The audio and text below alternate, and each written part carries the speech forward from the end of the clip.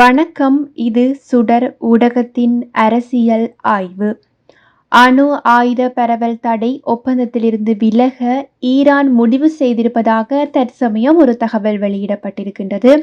Israel Iran இடையே எழுந்துள்ள போர் தீவிரம் அடைந்துள்ள நிலையில் பரஸ்பரமாக இரு நாடுகளும் மேற்கொண்டு வரும் வான்வெளி தாக்குதலில் ஏராளமானோர் கொல்லப்பட்டிருக்கிறார்கள். அமைதி பேச்சுவார்த்தைகளுக்கு ஈரான் மறுத்துவிட்டதோடு இஸ்ரேல் நடாத்தி வரும் அதிரடி தாக்குதல்களுக்கு பதிலடி கொடுக்கப்படும் எனவும் அறிவிக்கப்பட்டிருக்கின்றது. இந்த நிலையில் அணு ஆயுத பரவல் தடை ஒப்பந்தத்தில் இருந்து விலகுவதற்காக சட்ட மூலத்தை தயாரிக்க ஈரான் நாடாளுமன்றம் தயாராகி வருவதாகவும் தகவலானது வெளியிடப்பட்டிருக்கின்றது. குறித்த விடயத்தை ஈரான் வெளியுறவுத்துறை அமைச்சர் இஸ்மாயில் பகாஜி அவர்கள் உறுதிப்படுத்தியிருக்கின்றார். மேலும் ஈரான் ஜனாதிபதி இது பற்றியதொரு தகவலையும் வெளியிட்டிருக்கின்றார். ஈரானுக்கு அணு ஆயுதங்களை தயாரிக்கும் எண்ணம் இல்லை, ஆனால் அணுசக்தி மற்றும் ஆராய்ச்சிக்கான உரிமையை தொடர்ந்து வலியுறுத்தும் எனவும் அவர் கூறியிருப்பதாக அந்த தகவலானது வெளியிடப்பட்டிருக்கின்றது.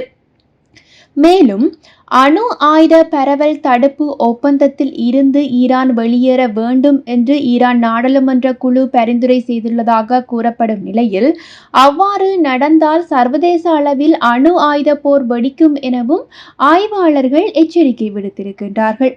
அணு ஆயுத பரவல் தடை ஒப்பந்தம் என்பது அணு ஆயுதங்கள் மற்றும் அதனுடன் தொடர்புடைய தொழில்நுட்பங்களின் பரவலை தடுப்பது, அமைதியான மற்றும் ஆக்கப்பூர்வமான முறையில் அணு ஆயுதத்தை பயன்படுத்துவதில் முழு ஒத்துழைப்பை அளிப்பது போன்றவற்றை நோக்கமாக கொண்டதாக அமைகிறது. இது ஒரு சர்வதேச ஒப்பந்தமாக கூட அமையலாம். இருந்தாலும் 1970 முதல் இந்த ஒப்பந்தம் நடைமுறையில் உள்ளது. கிட்டத்தட்ட 191 நாடுகள் இந்த ஒப்பந்தத்தில் கைச்சாத்திடப்பட்ட நிலையில் தெற்கு சூடான், இந்தியா, பாகிஸ்தான் மற்றும் இஸ்ரேல் ஆகிய நாடுகள் அணு ஆயுத பரவல் தடை ஒப்பந்தத்தில் கையெழுத்திடவில்லை. 2003ஆம் ஆண்டு ஒப்பந்தத்தில் இருந்து வடகொரியா விலகியிருந்தமையும் குறிப்பிடத்தக்க ஒரு விடயமாக காணப்படுகிறது. இந்த இஸ்ரேல் மற்றும் ஈரான் இரு தரப்பினருக்கு இடையிலான தாக்குதல்களும் பதட்டங்களும் அதிகரித்து வரும் நிலையில் பதட்டத்தை தணிக்க நடவடிக்கை எடுக்குமாறு சீனா மீண்டும் இரு நாடுகளையும் வலியுறுத்தி இருக்கின்றார்கள். சீனா வெளியுறவுத்துறை அமைச்சக செய்தி தொடர்பாளர் குவா ஜியாகுன் இன்று இரு நாடுகளுக்கும் விடுத்த அறிவிப்பிலேயே மேற்கண்டவாறு இந்த தகவலை அவர் வெளியிட்டிருக்கின்றார். பதட்டங்களை தணிக்கவும் பிராந்திய பெரிய கொந்தளிப்பில் சிக்குவதை தடுக்கவும் பேச்சுவார்த்தைகள் மூலம் பிரச்சனைகளை தீர்ப்பதற்கான சரியான பாதைக்கு திரும்புவதற்கான நிலைமைகளை உருவாக்கவும் அனைத்து தரப்பினரும் உடனடியாக நடவடிக்கை எடுக்க வேண்டும் எனவும் கேட்டுக்கொள்ளப்பட்டுள்ளது. ஞாயிற்றுக்கிழமை மற்றொரு செய்தி தொடர்பாளர் இந்த செயற்பாட்டில் சீனா ஆக்கப்பூர்வமான பங்கை வகிக்க உள்ளது என்று கூறியதை தொடர்ந்து சீனாவினுடைய வெளியுறவுத்துறை அமைச்சக செய்தி தொடர்பாளருடைய இந்த கருத்துக்களும் தற்சமயம் வெளியிடப்பட்டிருக்கின்றமை குறிப்பிடத்தக்க ஒரு விடயமாக காணப்படுகிறது. கடந்த சில நாட்களாக மத்திய கிழக்கில் ஈரான் இஸ்ரேல் போர் பதட்டமானது உலகமே உற்று நோக்கி பார்க்கக்கூடிய மிகப்பெரியதொரு தாக்குதலில் ஒன்றாக காணப்படுகின்ற நிலையில் ஈரானினுடைய அணு ஆயுதத்தை தயாரித்து விடுமோ என்ற அச்சத்தில் ஜூன் மாதம் 13ஆம் தேதி அன்று ஈரானின் அணுசக்தி தளங்கள் மற்றும் இராணுவ இலக்குகளை குறிவைத்து தாக்குதல் மேற்கொள்ளப்பட்டுள்ளது. அதற்கு எதிர்வினையாற்றும் வகையில் இஸ்ரேலினுடைய ஈரான் தாக்குதலுக்கு நூற்றுக்கணக்கான பாலிஸ்டிக் ஏவுகணைகளை வீசி பதிலளித்திருக்கின்றார்கள் ஈரான் என்பதும் குறிப்பிடத்தக்கது. ஜெருசலேம் மற்றும் டெல் அவீவ் மீதான வெடிப்புகள் வான்வெளியை ஒளிரச் செய்து அதிகளவான பயத்தையும் சேதத்தையும் உருவாக்கி இருக்கின்றது. இதனைத் தொடர்ந்து சனிக்கிழமை அதிகாலை 2வது அலை தாக்குதல்களை ஜெருசலேம் முழுவதும் வான்வெளி தாக்குதலாக மேற்கொண்டிருந்தமையும் குறிப்பிடத்தக்கது. இந்த பின்னணியில் தற்போது ஈரான் புதிய காணொளி ஒன்றையும் வெளியிட்டு உலகத்தையே ஆச்சரியப்படுத்த தாங்கள் தயாராக இருக்கின்றோம் என்ற தலைப்பிலே தகவல்களையும் வெளியிட்டிருக்கின்றார்கள் என்பதும் குறிப்பிடத்தக்கது.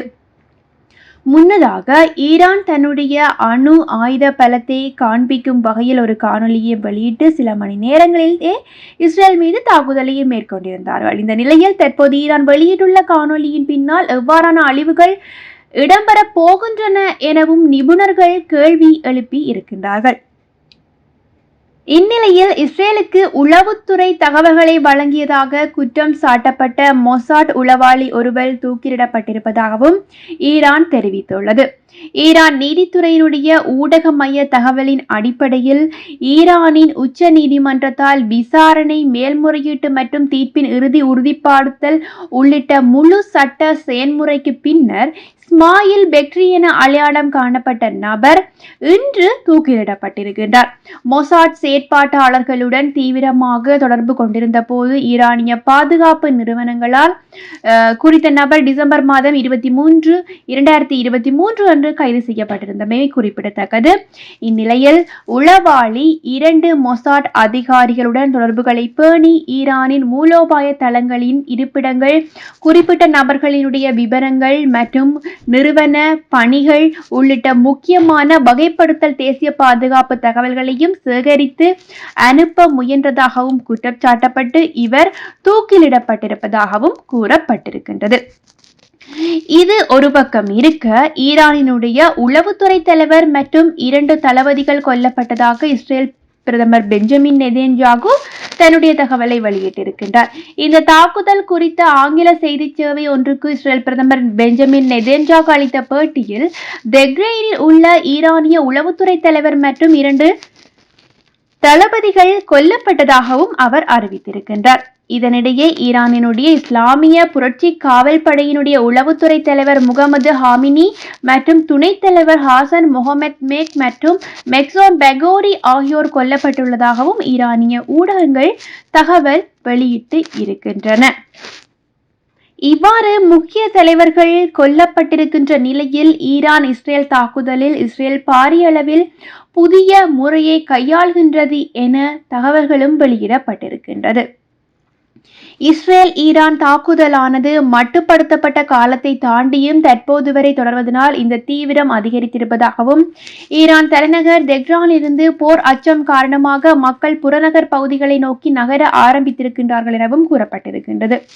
இரு நாடுகளுக்கிடையில் தொடரும் தாக்குதலில் இஸ்ரேலில் ஈரானின் ஏவுகணைகள் வெடித்து சிதறிய நிலையிலும் மேலும் தாக்குதல்களில் உயிரிழப்போர் தொடர்பிலே வெளியாகும் தகவல்கள் உண்மைக்கு புறம்பானவை எனவும் கூறப்பட்டிருக்கின்றது. இந்த இஸ்ரேலுக்கு எதிரான ஈரானிய ஏவுகணை தாக்குதலில் இலங்கை இளைஞர் ஒருவரும் படுகாயமடைந்திருப்பதாக சர்வதேச ஊடகங்கள் தகவல் வெளியிட்டிருக்கின்றன. இஸ்ரேலின் பிராங்க் பகுதியில் கட்டுமான தளத்திலே பணிபுரிந்து கொண்டிருந்த இலங்கை இளைஞரே இவ்வாறு படுகாயமடைந்திருப்பதாகவும் கூறப்படுகிறது. தாக்குதல் நடந்த போது இந்த இளைஞர் கட்டுமான பணியில் ஈடுபட்டிருந்ததாகவும் ஏவுகணை வீழ்ந்ததில் ஏற்பட்ட குண்டுவெடிப்பு மற்றும் சிதறல்கள் காரணமாக குறித்த நபர் காயம் அடைந்திருப்பதாகவும் ஆரம்பகட்ட விசாரணையில் தெரிய வந்திருக்கின்றது. காயமடைந்த இளைஞன் உடனடியாக மருத்துவமனையில் அனுமதிக்கப்பட்டு சிகிச்சைகள் பெற்று வருவதாகவும் கூறப்படுகிறது. இஸ்ரேலில் உள்ள இலங்கை தூதரகம் இது குறித்த மேலதிக விசாரணைகளை மேற்கொண்டு வருவதோடு காயமடைந்த இளைஞனுக்கு தேவையான உதவிகளை வழங்குவதாகவும் அந்நாட்டு ஊடகங்கள் தகவல் வெளியிட்டிருக்கின்றன. இதுபோன்ற மேலதிக தகவல்களை அறிந்து கொள்ள சுடர் ஊடகத்தோடு இணைந்திருங்கள். நன்றி.